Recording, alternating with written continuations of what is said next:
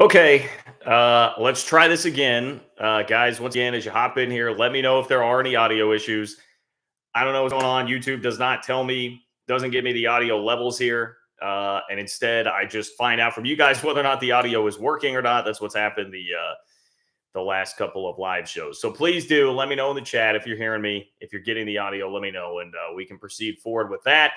We are talking, and I guess I've got my SMU colors on today appropriately for it. We're going to be talking about SMU and the Pac-12 because that has been kind of the news story of the day in the college athletics world and certainly the realignment world. Pac-12, George Kliavkoff meeting with SMU today. Apparently, meetings already took place at a fairly serious level with San Diego State back in December. That is now being reported today. So we've got Pac-12 updates from all over the place to cover here today. And none of this is surprising on the SMU and San Diego State front, right? In fact, that to me, I know is like what is getting more headlines and more coverage across the country today, because for those that aren't following this on like a granular day in, day out, week in, week out sort of basis, they're not as familiar with what is going on here, and that the obvious choices for a while have been San Diego State and SMU, and that was in essence like almost inevitable to happen for the Pac-12 here. The part that is very newsworthy to me, it's more the details that we got from Dennis Dodd that I'm definitely going to read you, because like what we're finding out is that the Pac-12 strategy is shifting apparently out of necessity here. And we assume that the necessity is whatever this streaming partner is that they're about to get in bed with here for their deal. Because what has happened is it now appears the Pac-12 may be en route to adding teams before the TV deal gets done. As in adding teams was something that was demanded by the streaming partner here before they went ahead and made this deal, which is a big shift and a fascinating one at that, because we've heard forever from John Wilner, from John Canzano, everybody out in Pac-12 country, the order would be as follows. It was going to be sign a new TV deal, then it would be expanding. Now that may be getting flipped on its head, and I don't consider this to be great news for the Pac-12. I'm not going to sit here and tell you that it's disastrous or anything like that, and the Pac-12 is taking, I think, a lot of flack from, again, people who don't follow it super closely, thinking like SMU and kind of rolling their eyes at that. But it's more like the Pac-12 is at a point now where whatever the partner is saying, hey, if you want to get that dollar value up to where you think it should be, you're going to go need to add teams right now. That is what we're left to take away from this. And Dennis Dodd's reporting certainly indicates that as well. That's another thing that is going to be a factor here. All the things Dennis Dodd reports, how much stock do you put into it versus how much do you not? I'm going to read you everything that he has to say. But there were some really interesting little blurbs hidden throughout his story that I think to those of us that cover this, follow this on a very regular basis, it's going to be very much of note to get into here today.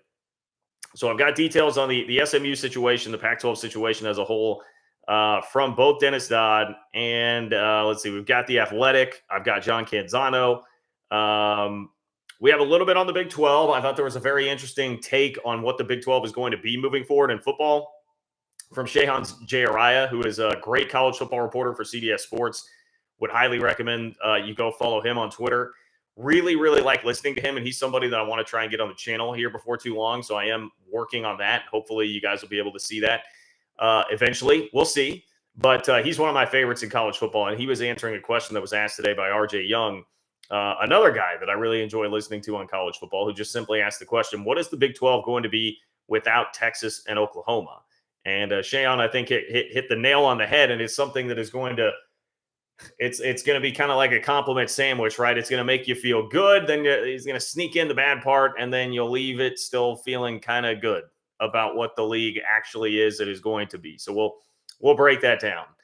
We can get into some Big 12 hoops. In fact, if someone could tell me what's going on with this Iowa State West Virginia game, I was hoping I pushed this. I could have gone at like 7:45 or 8 today, but I was trying to see the end of the Iowa State game. I thought 8:15 would get us there. But unfortunately, it did not. So I know that game is still going. In fact, if you guys will just bear with me here, college basketball, I am going to just take a peek at what the score is of the Iowa State. Oh, boy, we got a 1-point game. West Virginia up 1 with 57 seconds left to go. Those of us with squads that are in the Big 12 championship race right now certainly pulling for the Mountaineers at this point. So let's go Mountaineers. See if Hugs can get it done and spice up this Big 12 race a little bit more. Would leave Texas alone in first place atop the Big 12 standings with only 3 losses if it were to happen. Okay, that's the gist of what I have for you. As you guys know, if you've been here before, you can dictate some of the content here on the show tonight. If you want to do so, you do exactly what my guy Snake just did and donate.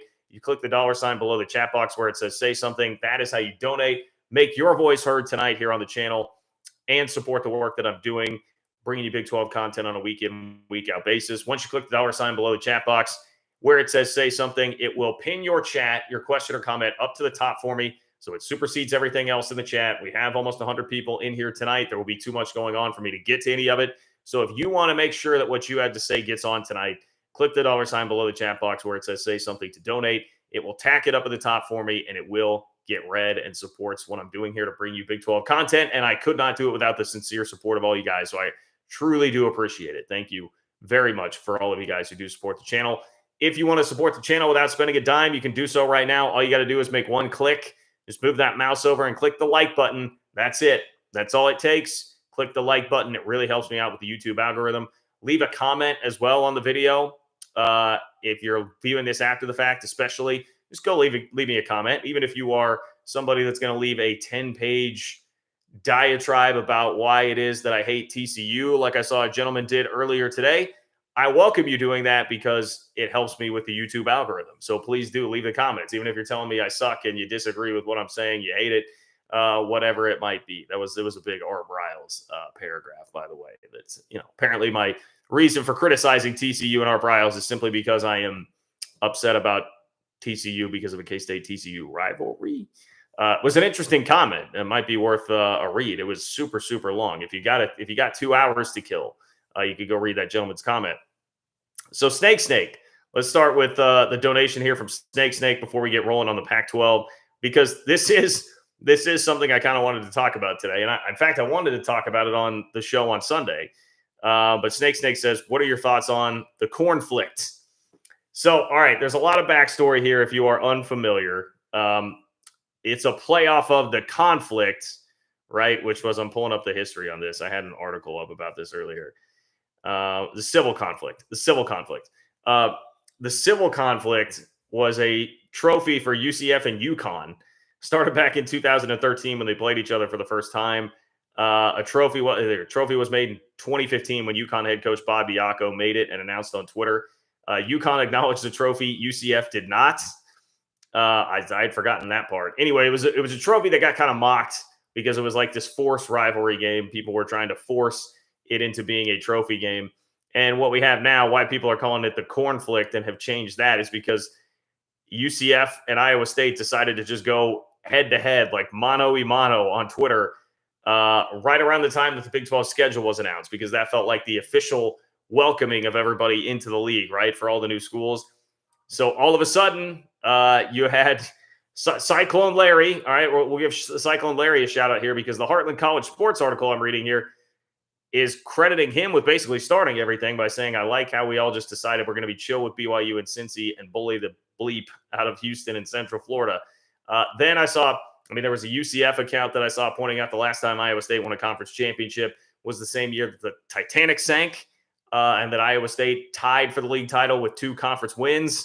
It was a pretty good tweet, honestly, but then it turned into, the UCF Twitter mafia came just out of the woodwork to, I'll be honest, UCF, I'm not trying to get you guys coming after me or whatever. I knew your reputation, young, brash, very strong on Twitter, but I got to be honest, I was a little disappointed with what I saw because there was not a lot of creativity with most of it. It was just kind of like yelling and patting each other on the back and saying like, hey, we're this awesome Twitter mafia. And there wasn't, I don't know. There was more creativity. I got to hand it to Iowa State. There was more creativity on the Cyclone side of that whole thing. So there is potential there. And I love the start. Pointing out that Iowa State's last football conference title was the same year the Titanic sank. That's great. That's definitely falling in line with how a lot of us go after Iowa State here in the league. But I just call it like I see it, UCF. You guys are going to need to step your game up. Much like the school will have to step its game up as well, being in a power conference. This ain't the AAC on Twitter. You can't just roll over these fan bases. You're going to have to come up with real material instead of just, being loud. That's not going to get it done. So I like that it in kind of a serious take here on the cornflict, as serious as you can be talking about something called the cornflict. Um, I do think there is some fun potential there. And I like that we're having something start. Like, we're going to need these in a new league. You need new rivalries to form. You need reasons for the rivalries to form. Heck, K-State, Iowa State, Farmageddon now. That really was not that much of a thing when I was in college 10 to 15 years ago. It's all come recently, and it was because of a bunch of close games back to back. And the fan base is really starting to get after each other because of that. And a lot of recruiting battles, Iowa State's program becoming better.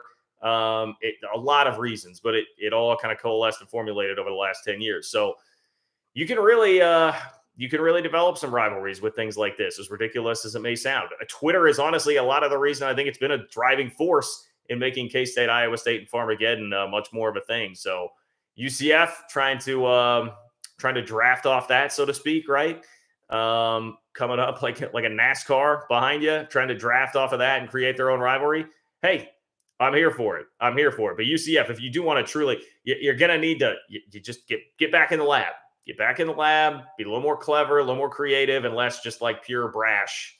That would be my take on being more effective on Twitter, because say what you will about Iowa State, it is a pretty good Twitter fan base.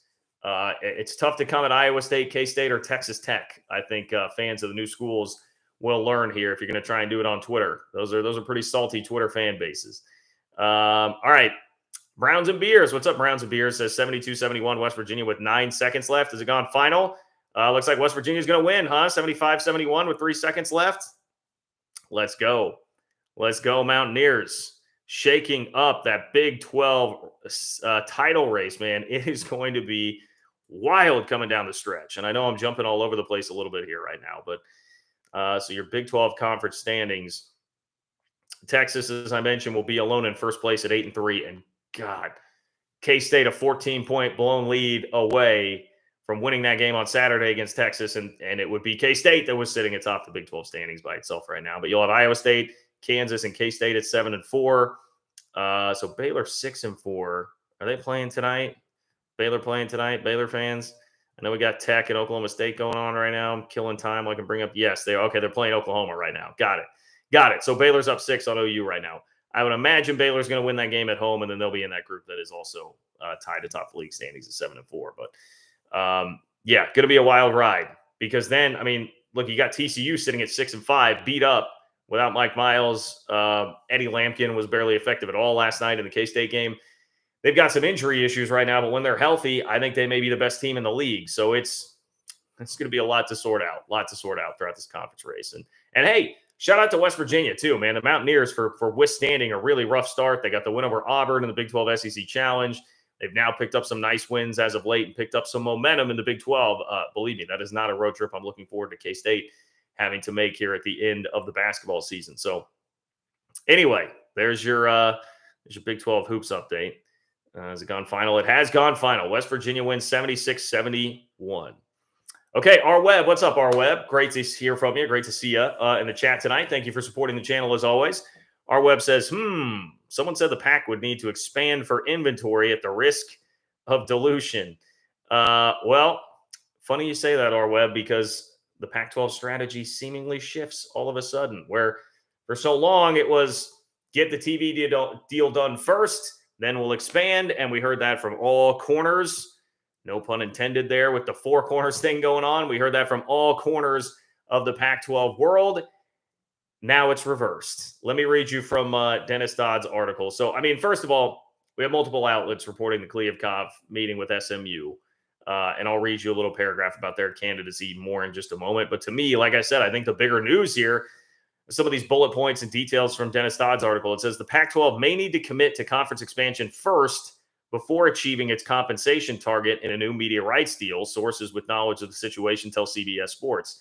In an effort to return to 12 members following the departures of USC and UCLA, the Pac-12 has focused its efforts on evaluating San Diego State and SMU.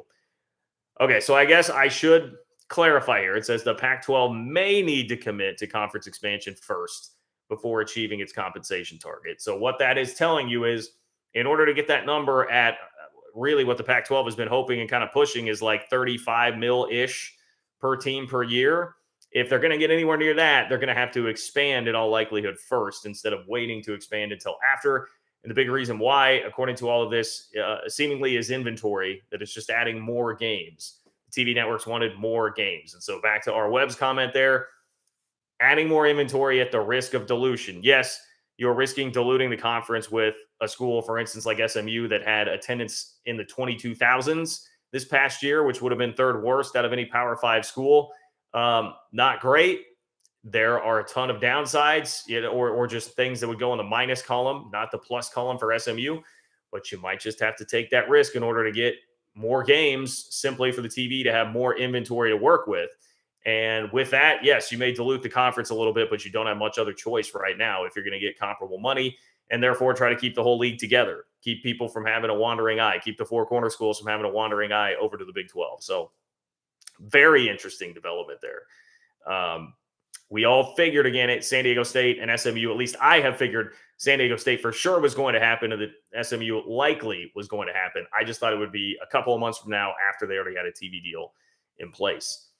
More from Dennis Dodd's article. It says Pac-12 Commissioner George Kliavkoff has already toured San Diego State.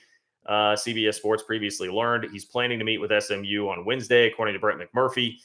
And yeah, once again, it seems pretty obvious that this will be a TV partner trying to dictate the terms here. There's clearly been some news on the Pac-12 side where they've said, all right, we're going to have to go do this. And, to Kliavkoff's credit, moving in silence, had that meeting in December with San Diego State. That never really got well publicized or anything like that. It was not like the Big 12 meeting with Gonzaga, and then Pete Thamel all of a sudden is putting that out there. But it's not really been Kliavkoff's style, and maybe this is what's really been going on behind the scenes, is that they got news, pretty early on, or at least months ago, about their TV deal that, like, hey, okay, you can wait on the UCLA thing if you want to make sure that happens for sure, but we're going to need more inventory here, so you're going to have to make that happen before you do anything else. And perhaps that has just been the holdup here. We just have not known what exactly the holdup is, to the point where even Wilner was writing columns about, hey, the Pac-12 needs to figure this out, and figure this out pretty quickly. So Kliavkoff moving in silence, it's fine as long as you get it done, and maybe this is a piece of it that they really needed to get done. A little bit more, it says the Pac-12's next media rights deal will be heavily reliant, this is an important part too, Pac-12's next media rights deal will be heavily reliant on a digital streaming partner. Significantly more than half of each season's Pac-12 football games will be primarily available via streaming as part of the conference's next media rights deal, sources tell CBS Sports. That is a lot. And again, this shouldn't come as like a total shock.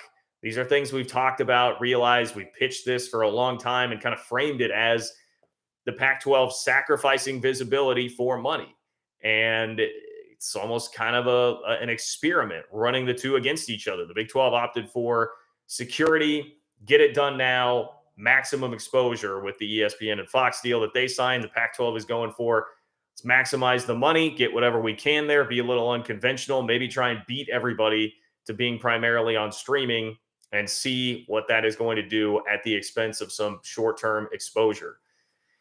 That looks like where we're headed, folks. That really looks like where we're headed here. And this is just the first time that we've seen it really kind of quote-unquote reported, like confirmed in some reporting here. With somebody, and Dennis Dodd, say what you will, I think it's been a little bit hit or miss during some of the conference realignment stuff. Again, not throwing stones. I'm not claiming I have more inside info than the guy at all. But, you could raise some question there as to, do we take this totally as gospel? But I think based on the smoke, this is just like the first fire that sort of matches that smoke, right? That it would be over half of the Pac-12's football games being primarily on via streaming.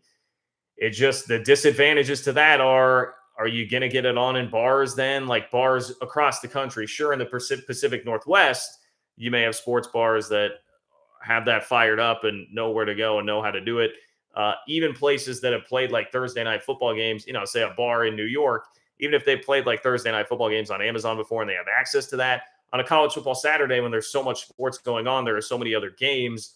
If it's going to be any sort of inconvenience to go away from your typical like DirecTV or whatever it is that they're running through there, that's just an extra step. That's a lot of extra effort. That means that it's probably not going to happen, and you're going to lose more casual viewers there. The Pac-12 already complained that Christian McCaffrey basically lost the Heisman because they were playing too many games late. Well, what about playing games late and now having more than half of your inventory on a different app that you would have to open, on Prime streaming or what. You have to open a different app that is going to be, even for those of us that sit on a couch and flip back and forth between games, that's very annoying to have to do that if you're going to be flipping back and forth. So you're losing some there. And the other thing that coaches will hate about it is recruiting, trying to tell a recruit like, hey, go watch us tonight. We're on Amazon Prime. Well, what if mom and dad don't have an Amazon Prime account? Then you're just going to be kind of SOL, and it's harder to get recruits to actually be able to watch you. So there are a number of disadvantages to that. And it's pointed out here in the next paragraph from Dennis Dodd. Such a ratio is unprecedented for a Power 5 conference and for whichever streaming giant becomes the first to more fully embrace college sports. The move would likely upset Pac-12 coaches, athletic directors, and administrators who rely on widespread visibility for their games via cable networks and platforms for everything from athletic recruitment to university enrollment. So what will be the ripple effects from this? I mean, I think that's another piece of this that talked about a lot here on this channel. Once there was some deal brought to the table, how would everybody react to it? Arizona, I've said over and over again, would be the most likely four-corner school to leave. Basketball concerns and visibility with basketball concerns, I would think, would be a big piece of the pie for Arizona there. The Big 12 offers obviously a fantastic basketball conference to jump into if the money is going to be similar and there'd be more stability over there. Maybe there, but that's the question. Like, how crazy are they about this plan? Or do they have any issue? If it's going to require expansion before they do anything, if it's going to require adding San Diego State and SMU, what is that going to mean to Arizona? Arizona's AD did an interview that was on YouTube earlier this week where he certainly gave the company a line and made it seem like he was totally fine with the Pac-12 and, no big deal. Everything's going to be okay as far as this TV deal is concerned and what was going on at the Pac-12 meetings. So a pretty good acting job if it is an acting job. But there are no indications early now that this has been some major deal for Arizona. But at the end of the day, not only does Kliavkoff have to get a deal done, but he's got to get everybody to sign this grant of rights. And that'll be the true test as to whether or not the Pac-12 is going to survive here in the short to medium term. It is going to be whether or not you can get everybody to agree to a deal. And that would be my question following on the heels of all of this is like, are these changes and the change in strategy, will that be something that really upsets the apple cart with anybody there in that league? Also think about like Oregon. I saw my friends, the Gambling Gauchos, pointing out today, like, hey, what the Pac-12 has become here is like a 10:30 Eastern SMU v Oregon kickoff on Amazon Prime, like behind a streaming paywall. Is that what you really want your league to be? And I got to be honest, when you frame it up like that, it does not sound very good, and that's more than half the games there. More than half the games. More from this article. It says the next Pac-12 deal is expected to be a split between a streaming service and ESPN. With the Pac-12 seemingly unable to reach its compensation target, believed to be approximately $30 million to $35 million per program annually, it appears to be urgent for the conference to expand as a condition of completing a deal in the monetary range it seeks. So with the Pac-12 seemingly unable to reach its compensation target, it appears to be urgent for the conference to expand. Extrapolating on what was already said there, but more further emphasis from Dennis Dodd here that like, hey, yeah, I don't know if that 30 to 35 million figure is actually happening here. Not sure if that's going to be the case, especially if they are taking these steps right now to move toward expansion. So that is, I will admit, a statement that I kind of wonder. I'm like, all right, is that like reporting? Are you being told that is specifically the reason why here? Or is this just reading between the lines? Which either way, I would agree with him. That would seem to be the insinuation here. But I am curious as to whether or not there's reporting actually connected to this. And it's not great financial news for the Pac-12 when we've heard a lot of people from Pac-12 country be pretty steadfast and like, yeah, we think the Pac-12 is going to get more money than the Big 12. Maybe not significantly more, but more money from the Big 12. This kind of makes it seem like, all right, if you're having to add the extra inventory and more teams beforehand and the streaming partner wasn't thrilled enough with the package that you're already bringing to the table, what does that actually mean for where you're going to be at with this dollar figure when it all comes down to it? I think it's fair to raise questions about that. So I would not take that part certainly as great news necessarily for the Pac-12 and Pac-12 fans. And guys, I see the donations. Going to get to those in just a second. Let me finish this off here from Dennis Dodd. It says, it is not known whether San Diego State or SMU, two group of five schools, would receive full media rights shares if the Pac-12 chooses them for expansion. Adding the programs would increase annual Pac-12 game inventory 20% from 75 games per season to 90. So there's your jump there. I'll be interested to find out if and when this happens. Will those schools jump in with full shares right away? Is it going to be more like what the Big 12's doing with, like, forget what the specific number was. It was in the high teens, 17, 18, 19 million dollars a year for the new schools, all being chipped in on by the eight. Big 12 hopes to make that money then back on the back end with the penalty fees from Texas and Oklahoma when they do leave. To finish this off, there is some speculation here from Dodd about which streaming partner it actually is. He says which streaming giant is in the lead to ultimately carry Pac-12 games is unknown. Amazon was successful last season with the NFL with its Thursday Night Football package. Apple recently signed a 10-year contract with MLS. However, neither platform has shown much interest in college sports to this point. One final note here, and this would not be great for the Pac-12 either. It says, not helping matters is that far more lucrative properties are coming available, including UFC, NASCAR, NBA, and WWE, the latter of which is seeking a sale to a content provider. So there are a lot of other options there that would do you more good if you are an Amazon trying to just bring in subscribers, pull in the widest reach of people that you possibly can.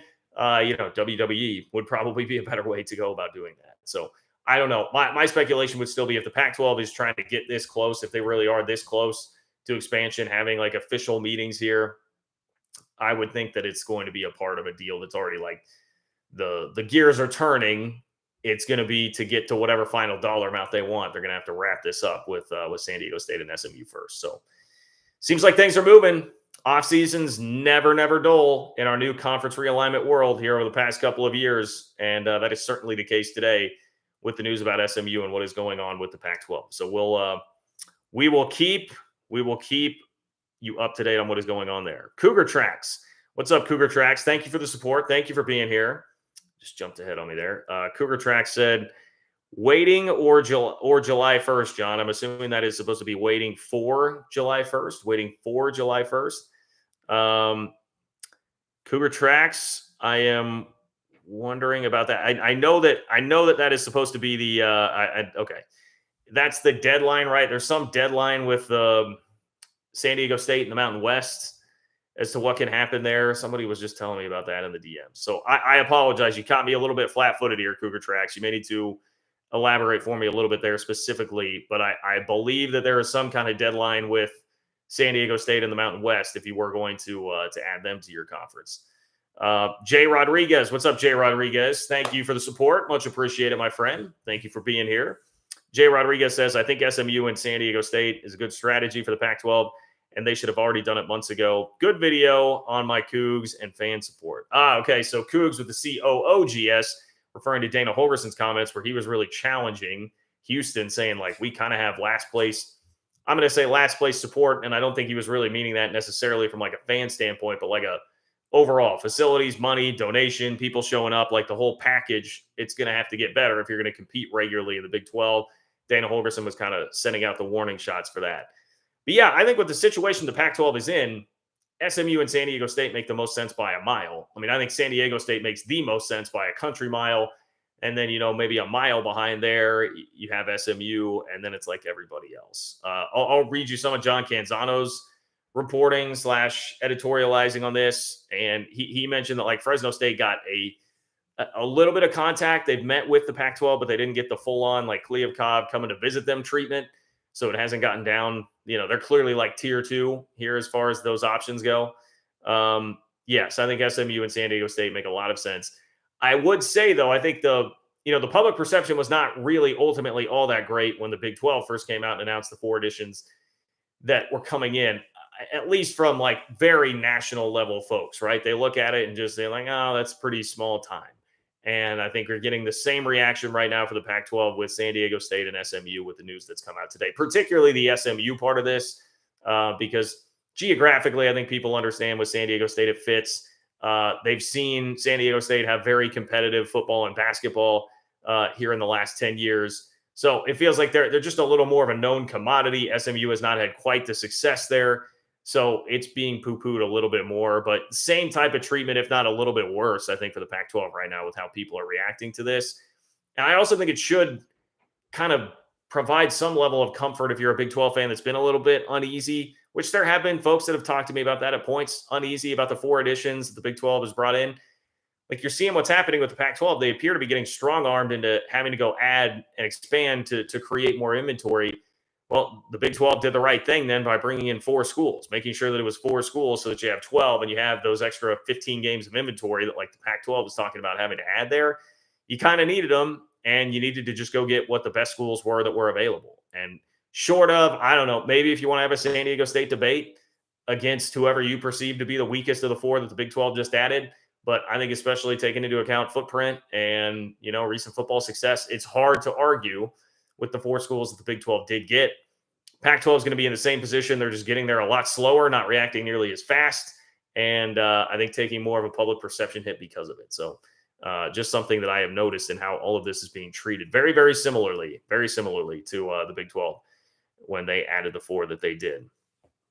Alpha Cat. What's up, Alpha Cat? Thank you for being here. Appreciate you. Always appreciate your support. Alpha Cat says, loving the Pac have to go after a team, SMU, that was not good enough for the Big 12. We've come a long way since the summer of 2021. You know what? That's frankly a better way to sum it up than what I was just trying to say. I was trying to say, well, you look at the national reaction to all of this. A lot of people are really kind of crapping on this, a little bit more so than what the Big 12 got when, they took some flack for adding the 4 schools they did. You put it much more succinctly. SMU was a school that didn't make the cut for the Big 12, and now the Pac-12 is having to go after it. Again, just over a year removed from speculation about, was the Pac-12 going to go take Big 12 schools? And they passed at the time, apparently thinking that they were a little bit too good for that. There was the deal that almost went through back in like 2010, 2011 with Texas, Oklahoma State, Oklahoma. The Pac-12 has had multiple chances here to take some of the Big 12 schools, kill the Big 12 effectively. It didn't happen. Now they're trying to get into Big 12 territory desperately by adding SMU. And I do think desperately is the word there. I think this is the move made out of desperation. The Pac-12 really needs the extra TV bucks. They need to expand. They need to do this, so they're going to go get SMU. Now, the only defense that I would provide to that, or something, maybe a devil's advocate sort of a point here, would be that if we're going to say that, we do have to acknowledge the Big 12 already has DFW covered. They have a school in DFW with TCU, who just had a phenomenal season. So the Pac-12 is wanting to get some sort of foothold in Texas. SMU basically is more valuable to the Pac-12 than it is the Big 12. So that, I think, in fairness, that point needs to be raised for the Pac-12 here. But you are correct in saying that SMU is a school that was not good enough to make that cut for the Big 12 when they were adding 4 schools. And now it is apparently going to be for the Pac-12. And it just, the old Michael Scott quote from The Office, my, how the turntables have turned. Things have changed. Things have changed a little bit here over the last year and a half or 2 years. So I understand that sentiment, Alpha Cat. I truly, truly do. James, what's up, James? James, thank you for your support. I appreciate you, my friend. James says the Pac is good for SMU and San Diego State, assuming the Pac-12 holds together. How does adding inventory for schools that not many people watch increase the value? More of a challenge to pick up casual viewers. Well, remember again, James, that this is a little bit different than if it were like ESPN or Fox, because the primary component of this, the primary piece of this, is going to be a streaming partner that will have over half of the games. The game for streaming is not quite as like cut and dried about eyeballs tuned in on a specific broadcast. But the other part of it is like you literally, if you're going to satisfy everybody, like ESPN, for instance, I think is a part of why the inventory part of this would exist, because ESPN will be, it sounds like by all indications, a part of this streaming deal. And you need to make sure that you have enough games so that every week ESPN has one that they can stick down there in that Pac-12 After Dark slot, which is what they really want. And for ESPN, they do have a certain amount of actual slots that have to be hit. Whereas the streaming, it's a little more like take it or leave it. They don't have programming hours that they have to fill, whereas ESPN does. And so you got to make sure that you have enough for the streaming partner who's getting in here that wants however many games they want to make it worth their while, and then still have enough left over for ESPN as well, who has to like literally fill that inventory. So it's basically just like a making it worth everybody's while sort of a deal. You're going to want a certain amount of games to push people to, a certain amount of content to push people to, instead of just getting involved for a little teeny tiny bit. So I still think it does make more sense, even if, like does a game between SMU and San Diego State add a ton of viewers? No, but I would also say you got to think about it. It's like, all right, well now there's an SMU Oregon game that's going to happen. There's a San Diego State Washington game that's going to happen. And so you are pulling in more games with those bigger brand schools too that are actually in your league with it. So, I mean, fair point. I'm not saying that adding these two schools is going to pick up a bunch of casual viewers. I don't think that happens at all. And it still kind of drives me crazy how I saw like Canzano talking about the market size and how that factors in here with San Diego State and SMU. And it's like, okay, yeah, but what teeny, tiny fraction of those markets are you getting here, especially DFW? I mean, San Diego State without a professional football team anymore, maybe you're getting a little bit more. Neither one though seems to be very high percentage of it at all. So, Derelick, what's up, Derelick? Am I reading that wrong? Delarick. Thank you for your support. I appreciate you being here.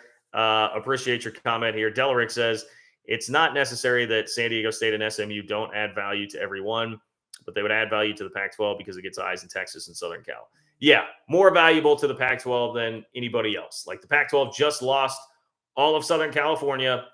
You can at least recoup a little bit of it, a tiny chunk of it, maybe tiny to maybe moderate chunk of it, but nowhere near what you were pulling in with USC and UCLA, quite obviously. But you're recovering a little bit. You're doing something there. And then Texas, everybody wants to be in Texas. I think that answer is pretty obvious as to why.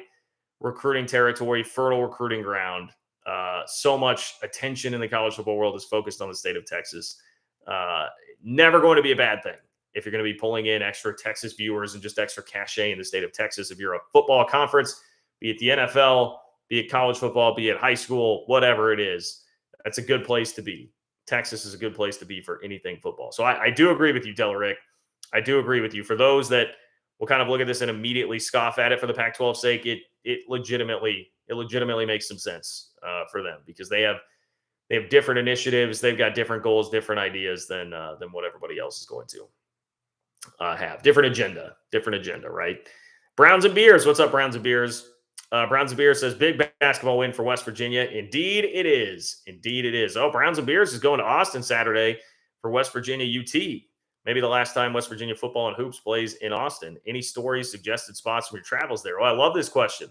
Browns and Beers. First of all, you're going to have to tell me, Browns and Beers, what the Moody Center is like because it seems really cool, and it seems like Texas did an awesome job with that, very much so downsizing from the Drum, which was way too big, way too sterile. It was like a hospital, sterile environment there. This place seems like it gets fairly rowdy, much louder. There is excitement there for the team that's playing there. It just seems like Texas knocked it out of the park.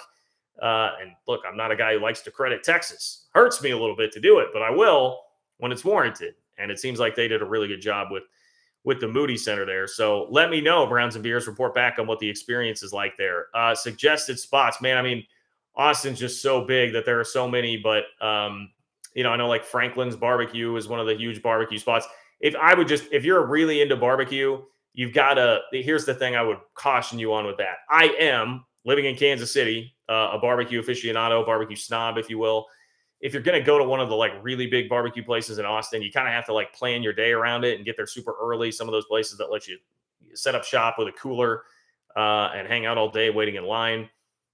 Places that I've been, I really like, I think it was Little Woodrow's was the place that I used to do my radio show in Austin. I'll make sure that this is because it was on 6th Street. Yeah, it's on 6th Street. Yeah. Little Woodrow's on West 6th Street in Austin. 6th Street is where you're going to want to spend a lot of your time. If you're trying to hang out, you're trying to party, you're trying to experience the nightlife. 6th Street or Rainy Street, both of those really good options. And I'm sure there are people in here who know way more about Austin that could give you like even better recommendations beyond that. I would say, the only time I've had it wasn't really a bad experience, but it was like this isn't for me experience. Was one time my good old buddy Cole, probably 4 or 5 years ago, one of the last times I traveled with K-State to Austin, wanted to go to Dirty 6th Street, which that part of 6th Street is like the college-y part of 6th Street. And it was just way too young a crowd. Not my sort of vibe. Rainy Street was supposed to be more like the older sort of towny skewing part of it. But even now I hear Austin locals saying that that's been a little changed. But I don't know. Little Woodrow's is a really cool spot, and they have a great food truck that's right there with some of the better tacos that I've had in my life. So I would recommend checking that out. There was some place across the street where I remember people, the last time I was there, students at like 2:00 on a Thursday afternoon they were shotgunning Red Bull vodkas. which was quite the sight to see. So you can find basically whatever you want in Austin these days, Browns and beers. Yeah, that would be my suggestion. There's a cool piano bar, Pete's Dueling Piano Bar. That's like a chain though, but it's a really fun piano bar in Austin. That's another place we actually, believe it or not, did the pregame show once upon a time. So yeah, I could talk a lot about some of the experiences in Austin there, but I hope that gives you at least a little starter list. Little starter list. You definitely, if you're trying to experience nightlife, you're probably going to want to look into 6th Street, some part of that. McMuffin. I know McMuffin. I know. It seems like Baylor's been playing a lot of these Wednesdays. You got to stop doing the lives during Baylor games. Just joking. Hey, I sincerely, it sucks. Like, basketball season gets hard because I know we all care about this a lot, and it's hard finding a time that's not going to interrupt something, especially then with the NFL playoffs now too. It's like there have been so many conflicts, and like my schedule is just it's kind of had everything a little foobarred here lately. But sorry to do that to you. Let me check on the Baylor score while we're at it here. Baylor up by 6. All right, 41-35 at half. Oklahoma hanging around a little bit there. Interesting though, McMuffin says the Moody Center atmosphere was trash. Says I went to the Baylor Texas game at the Moody Center a couple weeks ago, and I might as well have been at church. Okay. All right. It seemed like the Texas Tech game, I know I watched a good chunk of the Texas Tech game when I saw Texas come back against Tech. So with that, some of the bad blood that's been there in that rivalry recently, the way just the way that game played out with Texas having to storm back from Tech having a big lead, it probably made for a rowdier environment than what it would be at other times. So that was just my perception from watching on TV. This is why I call on you guys like McMuffin, obviously here. Browns and Beers. This is why I'm calling on you guys to give me your own reports, because we need boots on the ground here. We need boots on the ground here with this Big 12 community at the John Kurtz YouTube channel. And I very much appreciate that. Moody Center atmosphere does not get rave reviews from McMuffin. Sorry, Texas. Sorry, Moody Center. You're going to have to deal with McMuffin on that. You can take that up with McMuffin, not me.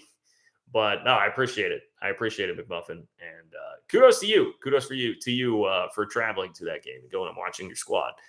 I am very appreciative of that. I've been to, I think like 5 K-State home games, including last night, man, on a Tuesday night, 8:00 tip from 2 hours away in Kansas City.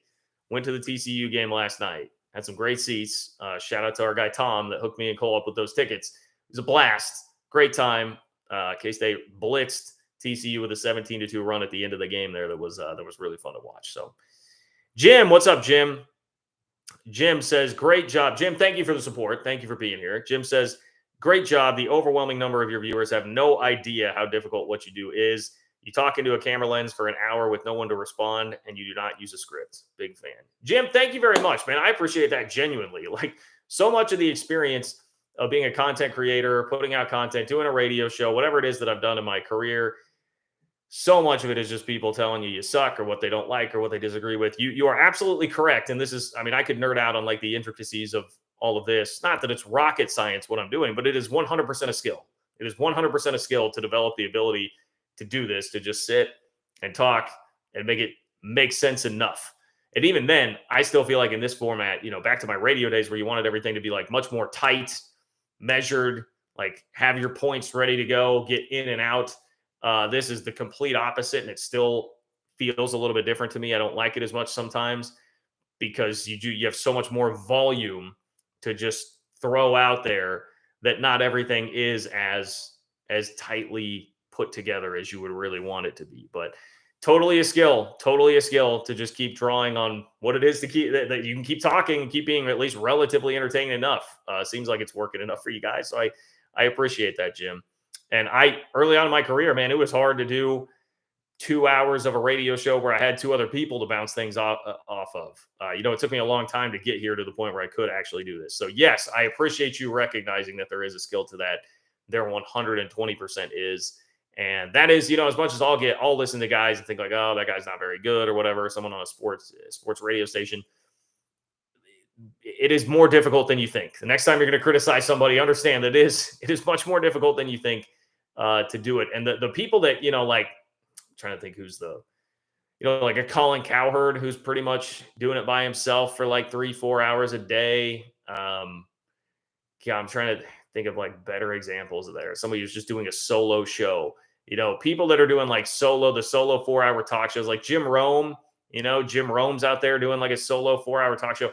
Honestly, like Mike Francesa for a while, and say what you will about Francesa, but like Francesa out in New York for a while doing like 5 hours by himself after Mad Dog left. I mean, that's unbelievably hard. Like that is unbelievably hard to be able to do that every single day. I'm at least just doing it a couple times a week. So anyway, Jim, much appreciate you. Much appreciate you. Thank you for letting me nerd out a little bit there with, I guess you could call it the art of YouTubing. Maybe I can just call it the art of content creation this day and age, which coincides with radio and what I used to do. Michael, what's up, Michael? Thank you for being here. Michael said, what happened to George Kliavkoff shopping for Big 12 teams? You're right, Michael. That sure changed pretty quickly, right? He was talking about all those grenades coming his way, and he made the comment, when the Big 12 said that they were open for business, and he said, well, look, we haven't decided if we're done shopping there yet or not. Doesn't look like that's happening. A couple weeks ago, we had the question in the mailbag to John Wilner. Now, don't put this on Wilner, but one of his readers still was asking the question like, hey, well, what if we tried to poach TCU? Yeah, maybe start with SMU. See how SMU goes. Don't think TCU is leaving anytime soon. So fair shot for you to take there, Michael. Fair shot for you to take. Here on this channel, we're not going to shield a whole lot of George Kliavkoff shots. Daniel, what's up, Daniel? Thank you for the donation. Thank you for being here, Daniel. Always appreciate you, my friend. Daniel says, great game for the Cats last night. It looked like Marquise Noel could hit a 3 from Hawaii. Looking forward to an exciting weekend. Go Cats, go Chiefs. That is right, man. Tough road trip coming up for my Cats in Lubbock, and then the Chiefs in the Super Bowl on Sunday. Looking forward to the sports weekend. And yeah, Marquise Noel hit two threes from the logo, the last of which was like a step and a half in front of half court, about as deep as you could possibly get. You can see it on my Twitter account at JL Kurtz if you'd like to go watch it from last night. But yeah, it was a ridiculous shot from Noel. I really hope that gets him going. He was better, a little more under control last night. So good things, good vibes for the Cats. Even though it was a beat up TCU squad, you'll take the win, move on, and just keep fighting. Live to fight another day, stay in that Big 12 title race. So yes, Daniel, and I will say, Daniel, too, a lot of fun.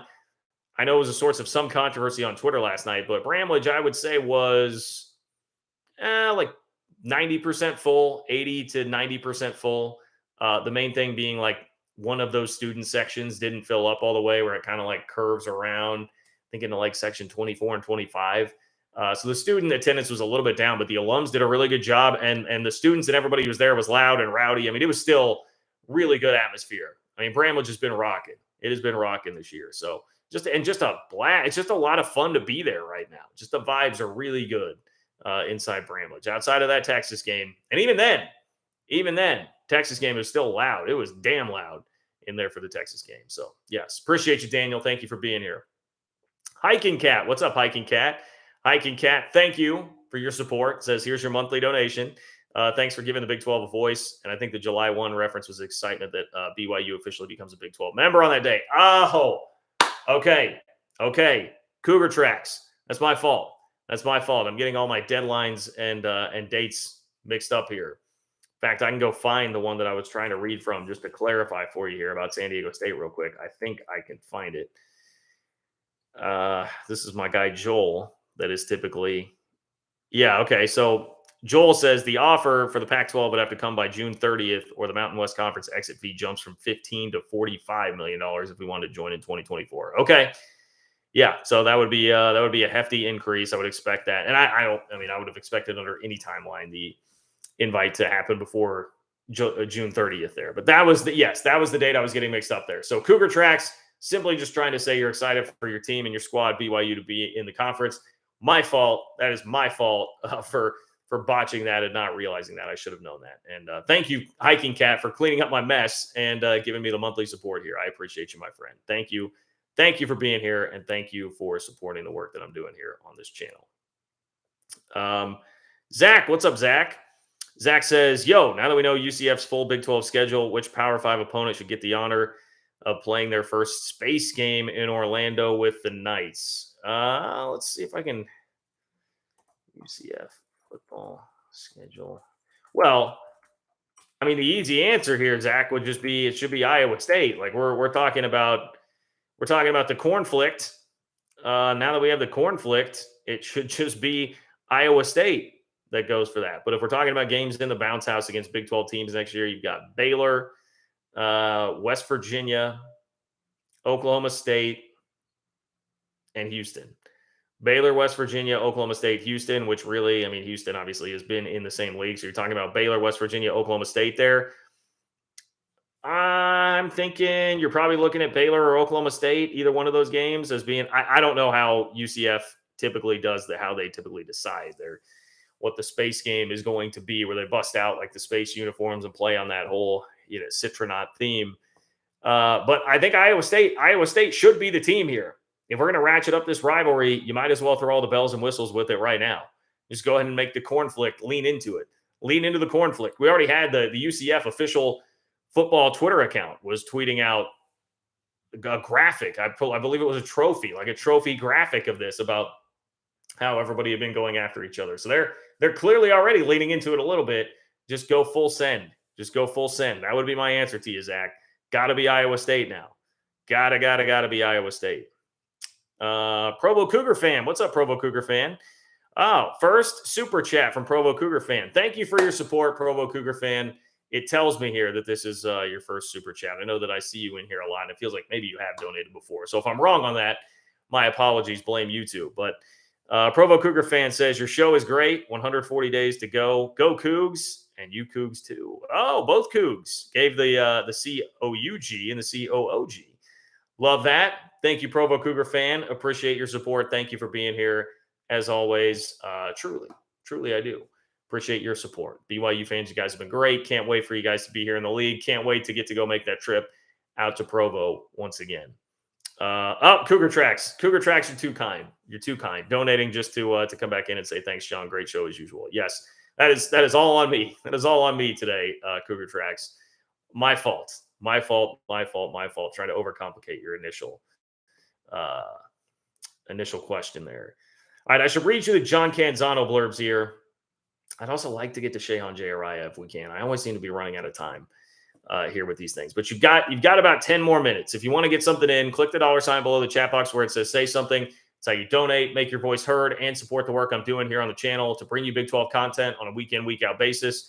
Got about 10 minutes left to get something in. Click the $sign below the chat box if you want to do that.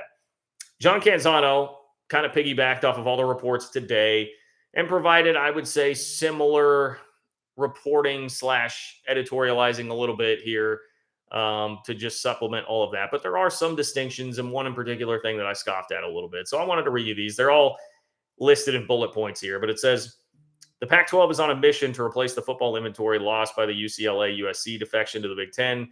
That's 23 combined football games and a pile of men's basketball games. That's another thing, by the way, that I would say to someone asked the question about, why really do this? Because it's not going to bring in a bunch of viewers. Who cares about the inventory? It is not just football. Like the TV networks do, again, like ESPN is going to have slots to fill for basketball. They're going to need some basketball inventory. Like other sports do comprise some of that too, even if it doesn't matter as much as football.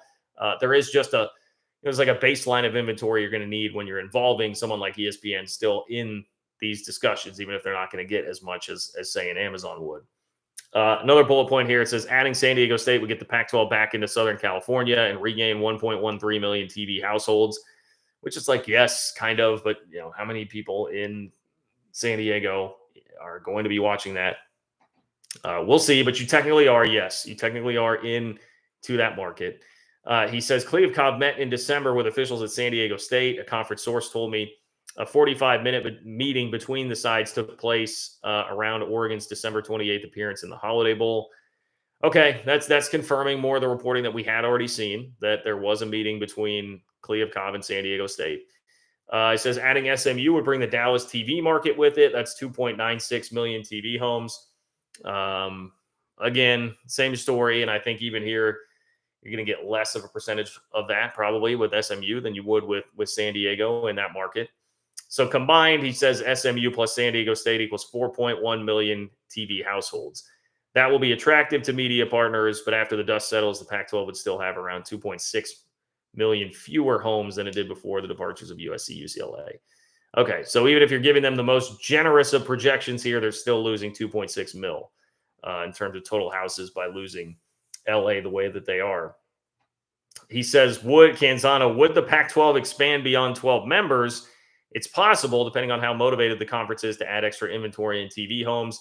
The problem becomes finding no-brainer candidates who fit the geography and the conference's academic profile. Here is more confirmation about the fact that it is TV inventory that's driving this. Canzano says, I'm told per a source that one of the media rights partners the Pac-12 is engaged with is looking for, quote, some tonnage.